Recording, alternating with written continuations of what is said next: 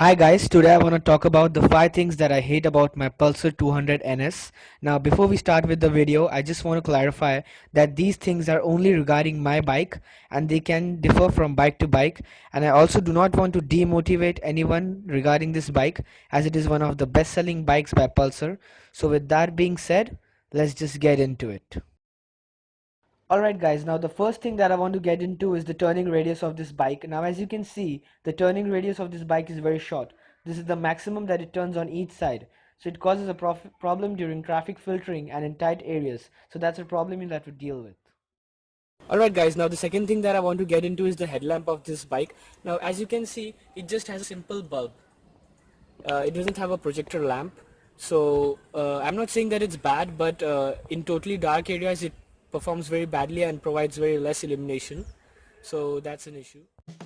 Alright guys, now the third thing that I want to talk about regarding this bike is the vibrations. Now I know that this is a naked bike and there are bound to be vibrations on it, but compared to other bikes in this segment, the vibrations are a lot more, and the absence of a windshield visor makes it pretty worse. Alright guys, now the fourth thing that I want to talk about is the brakes of this bike. Now this bike has Bibray brakes, which is an Indian subsidiary of Brembo. Now don't get me wrong guys, the brakes on this bike are pretty good. The front brake is good and progressive, but the rear brake tends to lock up a lot and causes the tire to skid. Now another thing that I want to talk about is the brake paddle of this bike. Now as you can see guys, when I'm riding the bike, now when I place my foot on the brake paddle, it goes down like this. I cannot rest my foot on it. It goes down.